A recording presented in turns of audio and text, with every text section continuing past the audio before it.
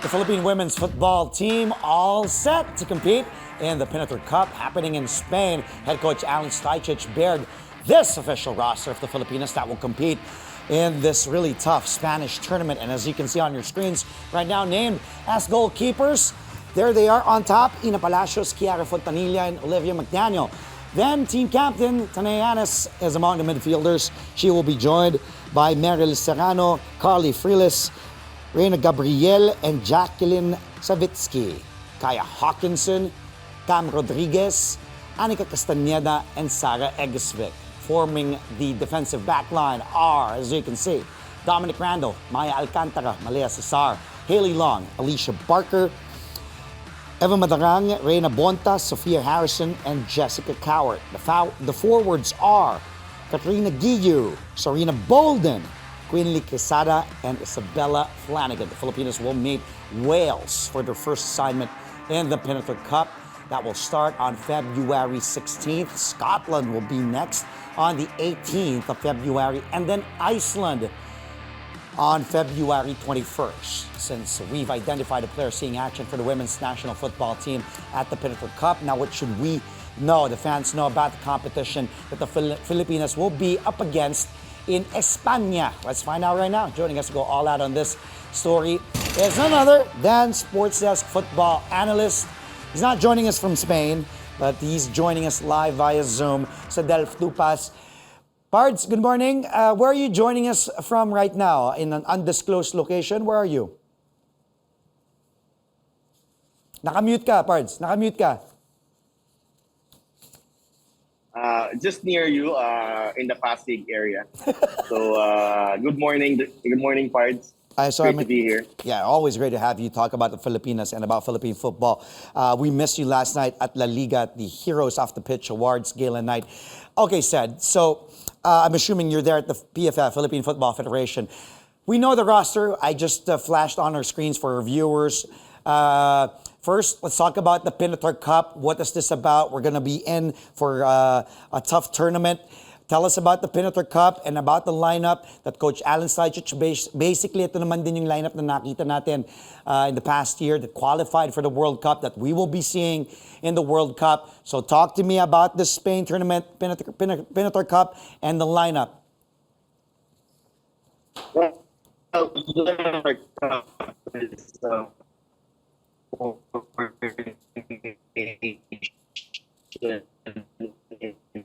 Said you're breaking, Cedelf.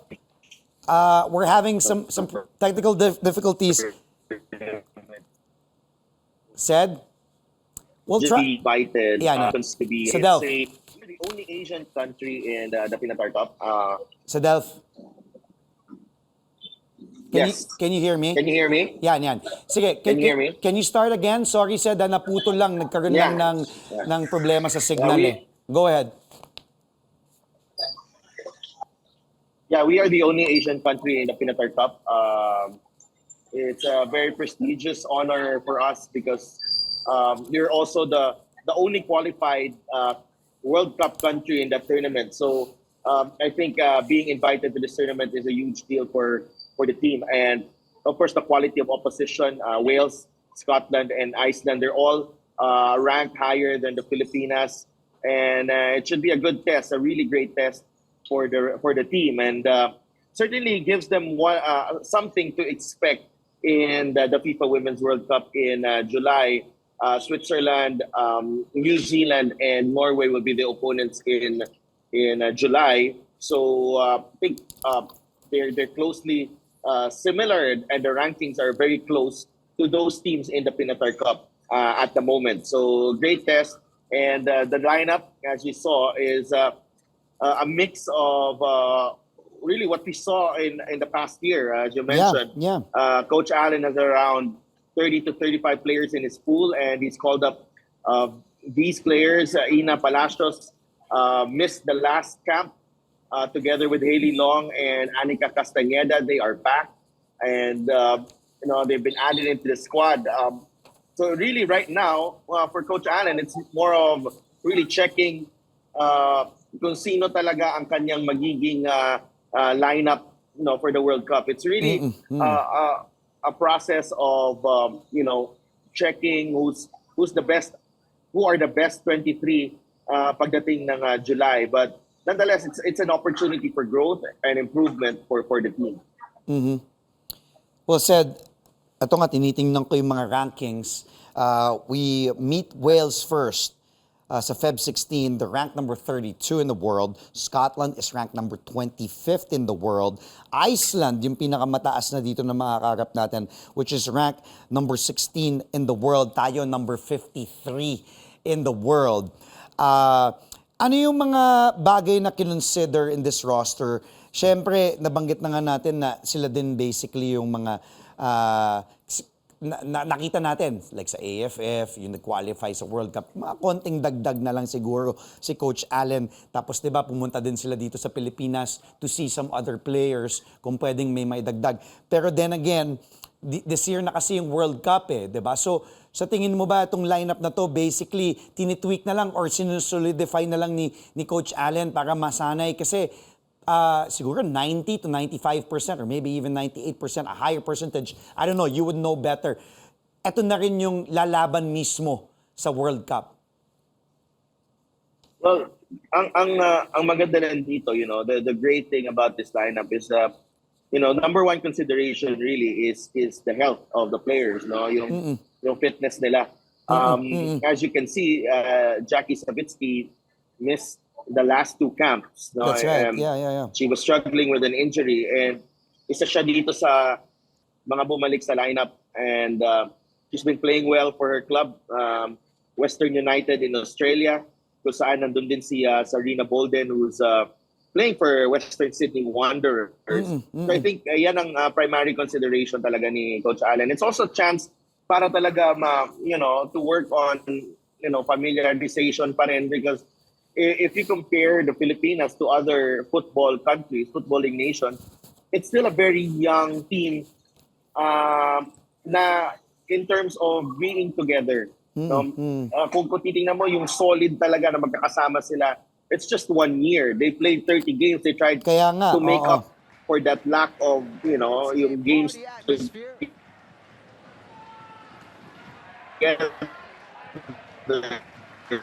There's plenty to celebrate. Cedelf, we're losing you again. You're breaking up. Cedelf? I think, Cedelf? yeah. Yeah. I can hear you. Your signal is breaking, Cedelf. I think we're having problems with your signal. We're still trying to. We still have Sports Says football analyst Cedelf Tupas, also media officer for the Filipinas, and Cedelf and I have been discussing the Philippine women's football team, the Filipinas. We're all set to compete in a really tough competition in Pinatar in Spain, the Pinatar Cup. Cedelf, let's try it again kasi nahihirapan tayo sa signal. Is it better now, Ced? Can you hear me? Yeah, I can hear you. There you go. Yeah, I can hear you. Medyo Sorry. nagbe-break lang. I don't know if it's your connection or our connection. But yeah, you were saying, sige, let's show the list again. Kasi nga, I'm assuming, like yung goalkeeper set na tayo dito with Olivia McDaniel, with Kiara, and also with Ina Palacio. Sabi mo, although na-miss yung cap. Pero may mga, tas yung sa midfielders, I think we're gonna show the list again in just a bit. Siyempre si T nandyan, si Taneanes, who's basically a veteran of the squad. Then we see some names, siguro na hindi din familiar yung iba natin mga fans. Although si Jackie Stajcic, na-miss nga din yung ibang, ito malaking bagay para sa akin si Jackie dahil na-miss niya nga yung past two camps din. Carly Freeles is still there. Rina Gabriel is also there. Si Kaya Hawkinson, Cam Rod, who's been one of the veterans of the team. Anika Castaneda. Sarah Egesvik, whom I believe had a great showing nung sa AFF when she was added. Tapos ito naman mga defenders. Sino sa tingin mo dito yung pwedeng malaglag or pwedeng may mga names ka din ba na hindi pa dyan, posible ba na may madadagdag pa dyan na hindi natin nakikita sa Cedelf in this lineup na pwedeng madagdag in time for the World Cup or malaglag dito sa lineup na ito? It's really up to the coaching staff. No, we're not in liberty to say anything Wala ka about bang that. say? No, Wala but ka bang it's say? always going to be Wala ka their bang say? decision. But ang Cedelf, the wala ka thing bang say? with Cedelf, yes, wala ka bang say? Akala ko, I can hear you. wala ka bang say kay Coach Allen or si Coach? Wala, Ah, wala, okay, okay, wala, okay. wala, Okay, wala tayong say dyan. okay. Continue, continue. Ano tayo, we're just reporting what is going to be revealed.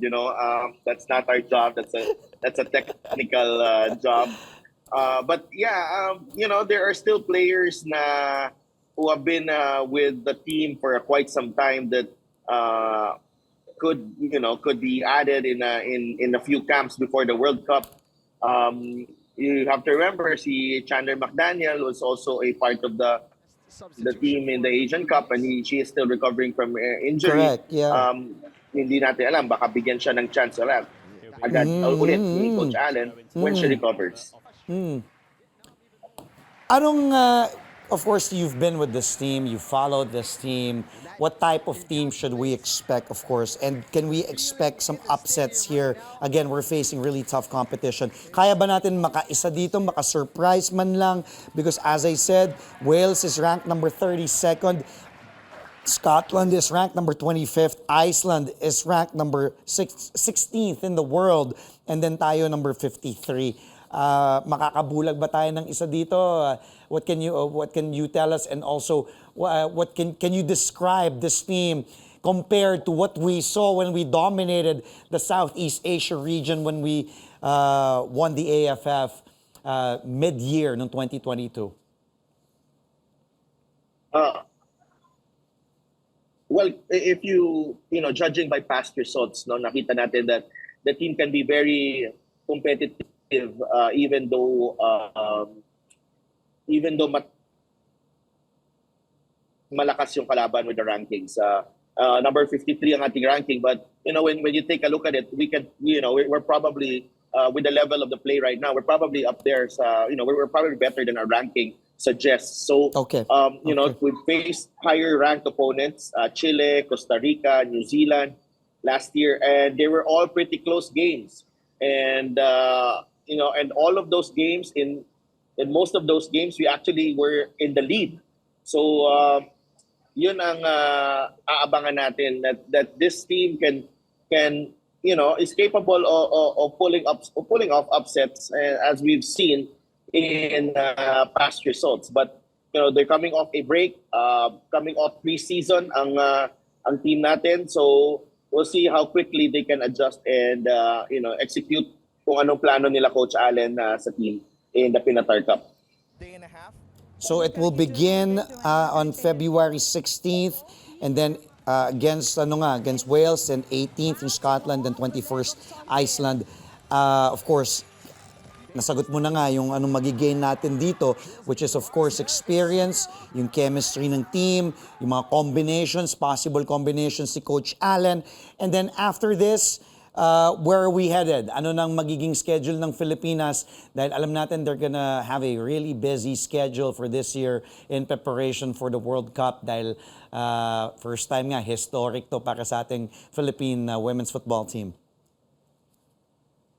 Well, the definite schedule shows that there's World Cup, there's the Olympic qualifiers in April, on the first week of April, and that's from April 3 to 12. They'll be playing against Pakistan, Hong Kong, and Tajikistan. And then the next one is the SEA Games in Cambodia. So wala pang venue ang Olympic qualifiers. So titingnan natin, abangan natin kung saan ang Olympic qualifiers. But those are, again, very important games para sa Pilipinas as they gain and build momentum heading into the FIFA Women's World Cup in July in New Zealand.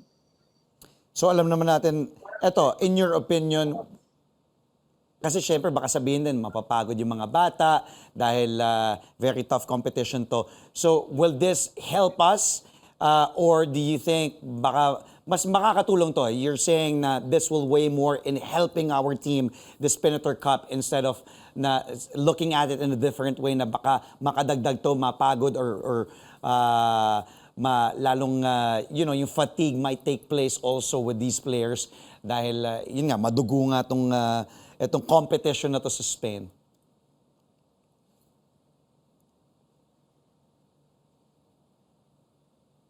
Cedelf? Well, we lost Cedelf Tupas again. Our football analyst wasn't able to answer my last question due to technical difficulties. And hopefully when we get to talk to Cedelf, we'll be having a better connection. Again, Cedelf Tupas, our football analyst and also media officer for the Philippine Football Federation and the women's team, the Filipinas. And Cedelf and I are discussing the Pinatar Cup, which will happen on February 16th in Spain. The Filipinas will meet Wales, and then who are ranked number 32nd in the world, Scotland, who is ranked number 25th in the world, and Iceland, who is ranked number 16th. And for reference, the Filipinas are ranked number 53 in the world in the FIFA World Rankings. Thank you again to our football analyst, Cedelf Tupas, for joining us on the show.